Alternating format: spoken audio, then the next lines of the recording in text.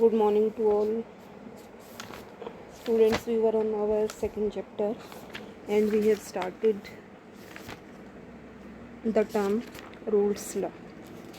Yesterday we discussed what is vapor pressure. Now today with the starting we will see vapor pressure for liquid solutions. देखिए liquid means we can see both the components of the solution, they are volatile and each component they will form vapors.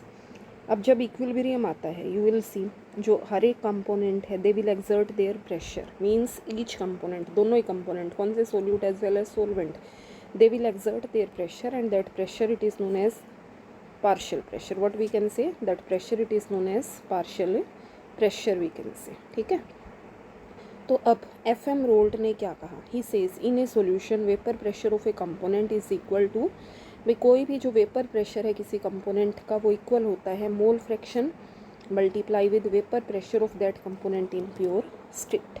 जैसे we can see here और we can write the equation. First of all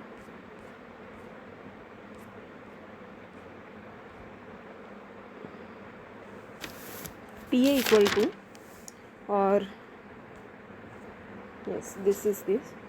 Suppose there are two liquids, liquid A and you can see here liquid B.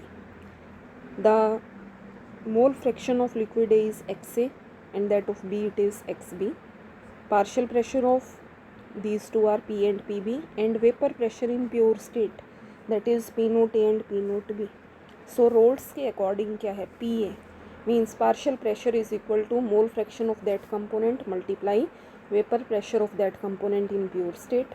अगर हमने दो component लिए हैं तो P B किसके equal हो जाएगा, that is equal to X B into P naught B. If we see the graph here we will see mole fraction versus vapour pressure. If X equal to 1 then we can say this is pure A, it's vapour pressure that is P naught A in pure state. If X B equal to 1 its value will be P naught B.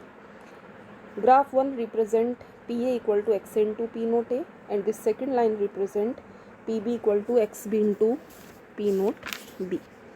Okay. Since these P naught A and P naught B they are constant at particular temperature, so total vapor pressure, जो total vapor pressure है this is a linear function of mole fraction. Okay. So such a plot, the lines 1 and 2 these represents the plots of partial pressure versus mole fraction. ठीक है, line 1 और 2, और line जो 3 है ये represent करती है किस चीज़ को, टोटल प्रेशर.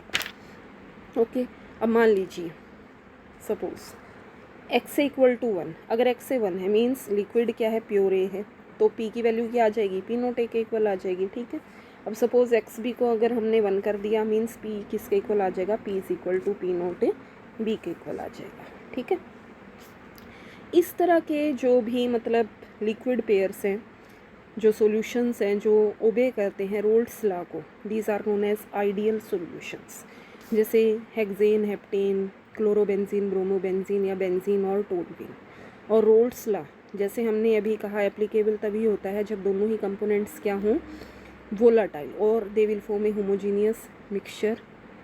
ओके, अब जब मान लीजिए दोनों ही वोलाटाइल हैं तो जो वेपर्स बनेंगे उन वेपर्स के अंदर दोनों ही कंपोनेंट प्रेजेंट होंगे ए एंड बी.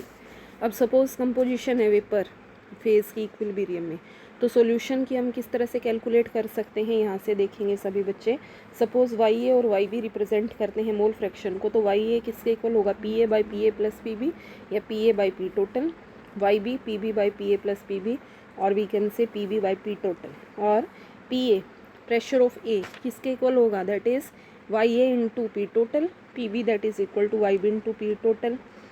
सपोज हम कर रहे हैं किसी नॉन वोलाटाइल सोल्यूट की बात. नॉन वोलाटाइल मीन्स जिसमें सॉलिड नॉन वोलाटाइल है, सॉलिड को लिक्विड में मिक्स कर दिया तो आपको पता है सॉलिड नॉन वोलाटाइल है, लिक्विड क्या होगा, वोलाटाइल होगा. तो वेपर प्रेशर सॉल्यूशन का किस रीज़न से होगा, only due to presence of solvent, क्योंकि सोल्यूट तो क्या है, नॉन वोलाटाइल है. तो वेपर प्रेशर किसके इक्वल होगा, mole fraction of solvent in solution multiply vapour pressure of pure solvent. तो इसको हमने लिखा वेपर प्रेशर ऑफ सॉल्यूशन को P S equal to X one into P naught, P S by P naught equal to X one, और P S किसके equal आ गया x1 into P naught, या पी एस को हम directly proportional लिखते हैं किसके x1 के।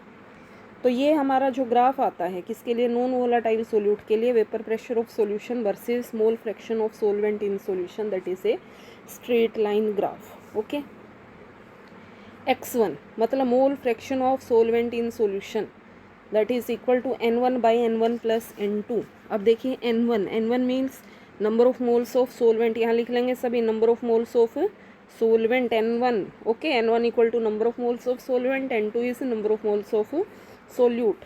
अगर आप इक्वेशन 1 में इस वैल्यू को पुट करते हो तो वैल्यू आ जाती है हमारी P S by P naught equal to n1 by n1 plus n2। Subtracting both sides from 1 we get the equation P naught minus P S by P naught equal to n2 by n1 plus n2। अब जो n2 by n1 plus n2 है ये क्या है, mole fraction of solution, and this P naught minus P S by P naught this represents relative lowering of vapour pressure. ठीक है, तो relative lowering of vapour pressure containing a non volatile solute किसके equal होगा, it is equal to mole fraction of solute in solution. This is equal to mole fraction of solute in solution. Okay, तो ये था हमारा